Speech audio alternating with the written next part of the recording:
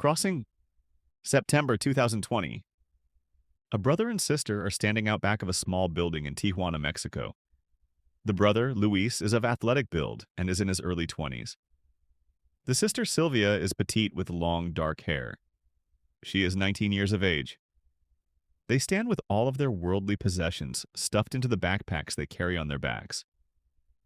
Sylvia is very stressed by their situation. Luis tries to comfort her. "Couldn't we just make it work here?" Sylvia asked. "No, these are very dangerous people, and they won't let you go. Either you're with them or you are dead. And I've seen what they do to the girls, and I won't let that happen to you. We've got to leave. Mama made me promise that I would take care of you, and I swore to her I would." "So we're leaving," Luis said. Sylvia is still afraid of the unknown. "Over there? It's America. It must be better than this. I have to believe it is better than this." Luis still sees the fear in his sister's eyes. "Carlos is already there, and he says it's much nicer. He will get us set up once we get there. It will be okay." Headlights are seen in the distance, and Luis notices them first. There is the coyote now. Luis looks over at the approaching truck. Sylvia follows his gaze. An older box truck pulls beside them, and the coyote steps out. He is a wiry man in his 30s. He is hyper, always in motion, and ready to move on to the next thing. Luis asks the man who he is to confirm that he is the coyote. "Are you Coyote?" The coyote ignores the question at first. "You got the money." Luis repeats himself. "Are you the coyote?" "Yes, now show me the money," the coyote said. Luis takes a large wad of bills from his pants pocket and hands it to the coyote. The coyote takes the bills from Luis. He looks at the bills, and then he looks at Luis, and then back at the bills. He starts to count the money. Luis looks a little nervous. The coyote counts through the bills. He finishes counting, and then he stops. He looks at Luis. "Where is the rest?" Sylvia looks confused.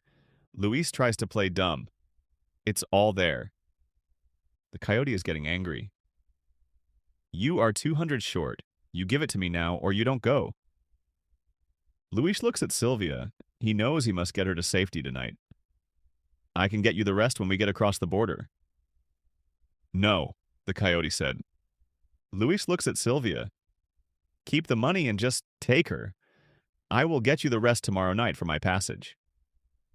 The coyote thinks about it. "Deal." Sylvia is fearful. "No, I won't go without you." "You must go. They're coming for you tomorrow, so you must leave now," Luis said. "I can't do this without you," Sylvia said. Luis takes Sylvia by the hand.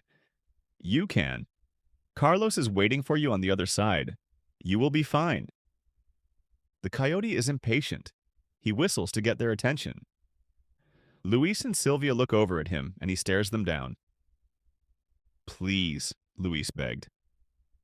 "Okay," Sylvia said. Luis and Sylvia walk over to the back of the coyote's truck. He opens up the double doors of the truck, revealing a cargo area filled with furniture. It is filled with tables, chairs, and a big wooden cabinet at the back. "You will hide in that cabinet," the coyote said to Sylvia. Sylvia looks at Luis. Luis nods in agreement. Luis helps Sylvia into the truck. Sylvia climbs over the furniture and reaches the cabinet. She takes off her backpack and gets into the cabinet. She looks back at Luis. "Keep those doors closed," the coyote said to Sylvia. Sylvia looks at Luis and starts to close the cabinet doors. "See you soon," Luis said reassuringly. With a heavy hand, the coyote closes the doors of the truck. Time passes while Sylvia is riding in the truck. The coyote stops the truck. Sylvia is unsure why he has stopped, and then she hears the coyote talking to someone. Sylvia cannot make out what they are saying. A moment later, their voices get louder as the coyote and the man get into a verbal argument. "I will pay you the rest once we get across the border," the man said. The coyote is agitated. "That's not how it works. Money now? Then I'll take you across. That's the deal." I don't trust you. Half now and half later, the man said. No, the coyote said. I am getting on this truck, the man said. The man opens the doors to the back of the truck and starts to get inside. Bang! The coyote shoots the man in the back as he tries to climb in. The man falls backward onto the ground. The coyote slams the truck doors closed. Sylvia hears the coyote drag the man's body off. Then she hears the coyote get into the cab of the truck. The truck starts up and starts to move. Sylvia is afraid. She closes her eyes.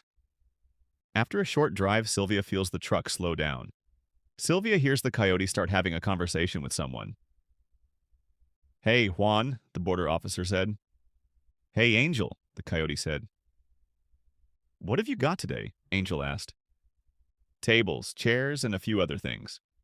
Good deals, the coyote said. There is a short pause. Anything else? Angel asked. Take a look if you want, the coyote said without hesitation. Angel whistles. Footsteps are heard coming around the truck to the doors. The doors swing open, and a blinding light floods the cargo area of the truck. Sylvia compresses and contorts herself to move out of the path of the light. The light bleeds in the cabinet through the cracked doors. Sylvia watches as the light dances back and forth. Okay, all good, the other border officer said. He closes the truck doors. Okay, Juan, you are good to go, Angel said. See you soon, the coyote said.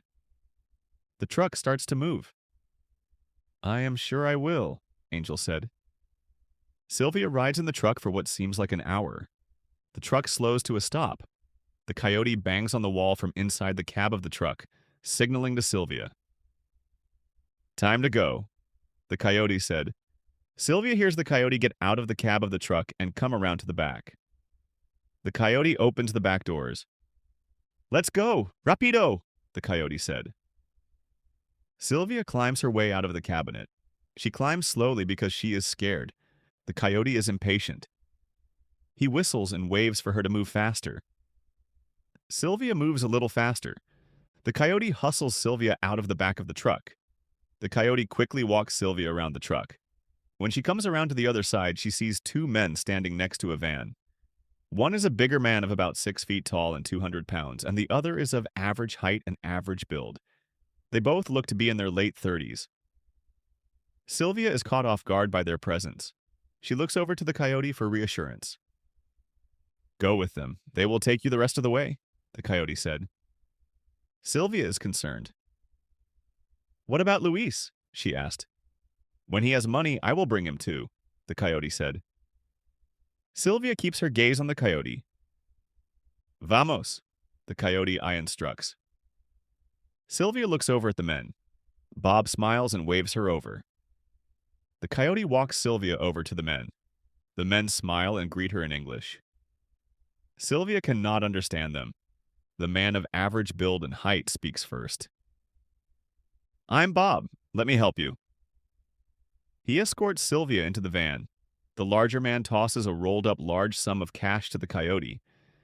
The coyote catches the money and nods to the big man. Sylvia rides nervously in the back of the van as the two men sit up front. The van stops and the two men get out. The men come around to the side door and open it. Sylvia steps out of the van. She is confused and a little scared. She does her best to hide her emotions.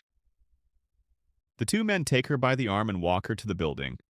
A man in a lab coat exits the building. The man looks to be in his 50s. He is gangling. Sylvia becomes frightened and stops walking. The big man pushes her forward. Go to the doctor. Sylvia resists and pulls back. The men hold her tight as she fights. The doctor calmly approaches her with his hands in his pockets. The doctor takes one hand out and softly places it on Sylvia's shoulder in an effort to calm her. Sylvia reacts quickly to the sharp pain she feels in her leg. With his other hand, the doctor has stuck a needle in Sylvia's thigh. Sylvia tries to fight back, but she feels her body going limp. She starts to pass out. Sometime later that night, Sylvia starts to wake up. She is dazed and confused. The shot has made her groggy. She finds herself in a cage inside the lab. She looks around the room. She hears voices but sees no one. She tries to open the cage door but then notices the lock on the door. The doctor, the big man, and Bob walk into the room. "Hello, do you speak?" the doctor asked. Sylvia says nothing. "Hola," the doctor said. Still, Sylvia says nothing. "You are here to save the world," the doctor said. He pauses, then continues. "Well, at least that's what I like to say. The government is practically giving away free money to anyone who can make a vaccine. I can, but I need test subjects, but I don't have much money. So where do I find free test subjects?" I thought to myself. He holds his hands up to his head and makes them do a flashing motion. Then I had an epiphany. Hundreds of people run through my backyard each day, and no one knows they are there. So I am borrowing you for the time being. The doctor's phone dings. "Ah, time for your first shot.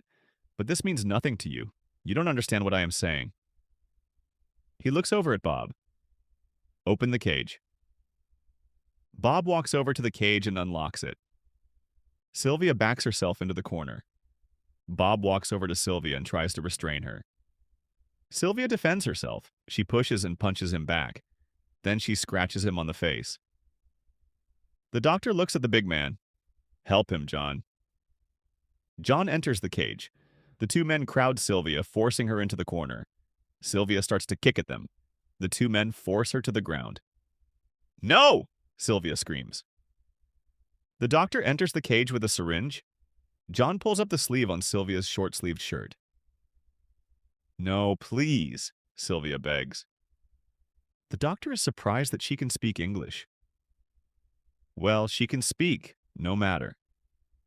The doctor injects Sylvia with the syringe. "Now we wait," the doctor said. Then he walks out of the cage. "We will leave her for the time being." John and Bob let Sylvia go and exit the cage. Bob locks the cage. "If you don't die, then I've fixed the issue," the doctor said. Then he and the men exit the room. Sylvia is scared, tucked into the corner of her cage. Moments later, Sylvia starts to feel the effects of the shot. Her breathing becomes labored. Then she starts to sweat. Her vision becomes blurry and she loses consciousness. Sylvia wakes to the sound of the doctor and other people checking on her. Then she loses consciousness. During one of her conscious moments, Sylvia thinks she sees her brother, but she can't focus and passes out once more. Hours later, Sylvia wakes to the sound of someone whispering her name. Her eyes are still closed. "Sylvia, wake up," Luis said in Spanish. "Wake up, Sylvia, we have to go." Sylvia opens her eyes. She is lying on her side. She sees her brother crouched down in front of her cage door. "There you are," Luis whispers. Sylvia starts to realize this is not a dream. Her excitement builds. She sits up. Luis calms her down by motioning with his hands. "Time to go," he whispers. Sylvia nods her head. "Yes." "I need you to call the guard in. I will," Luis whispers. He motions, grabbing the guard. Sylvia nods her head in agreement. Luis tucks himself out of the way. "Help, I need help. I need agua." Sylvia calls out to Bob. Bob walks into the room. He is annoyed. "What's going on here?" Luis grabs Bob from behind and puts him in a chokehold. Bob puts up a fight. Luis brings him to the ground. Bob flails his legs about. Bob fights to reach for his gun, but Luis's hold is too tight and he starts to pass out. Bob drops his gun and passes out. Luis rolls Bob onto his side and releases him. Luis takes the keys from Bob and unlocks the door of the cage that Sylvia is being kept in. Luis and Sylvia embrace each other in a hug. Sylvia is emotional from her ordeal and the drug coursing through her body. "Let's get out of here," Luis said. Sylvia nods her head. Luis picks up Bob's gun. Luis and Sylvia move to the doorway. Luis appears in the next room. Luis enters the next room and tells Sylvia to follow him by waving his hand. Luis makes it halfway into the room. Bang! Luis is shot in the side. He falls to the ground and drops the gun, pushing it away from him. John steps around the corner holding a gun. He has shot Luis. John walks over to Luis lying on the ground. Where did you little sneaky bastard come from? Luis fights through the pain and puts pressure on his wound. I am speaking to you. John then notices Sylvia standing in the doorway. Sylvia is still weak from the drug. She is holding herself up in the doorway. So that's what you've been doing, John said. The doctor enters the room. What's going on? The doctor sees John standing over Luis. Who's that? I think he's one of the new ones that came in last night. I think he's also got a connection to her, John said. The doctor looks over and sees Sylvia standing in the doorway. Oh, he's been shot, so he's useless to us now. Finish him off and bury him out back. Sylvia screams. No. John and Doctor look over at Sylvia. And put her back in her cage, the doctor said. Luis yells at Sylvia. Run! Luis grabs John by the leg. John kicks Luis off and aims his gun at Luis with the intent to kill him. Bang! John has been shot. Sylvia is holding Bob's gun. She has shot John. John looks at his wound. He has been shot in the gut. John exhales heavily. Then he looks over at Sylvia. You bitch! John starts to raise his gun to shoot Sylvia. Sylvia shoots John first. John falls to the ground, dead. Bitch, Sylvia said in Spanish. Sylvia turns her attention to the doctor. You can't kill me. I'm doing this for the greater good, the doctor said. Sylvia starts to lower her gun. At least you're smart enough to understand that, the doctor said. Bang! Bang! Sylvia shoots the doctor twice and he falls over dead. Sylvia goes to her brother's aid. Luis, are you okay? She asked in Spanish.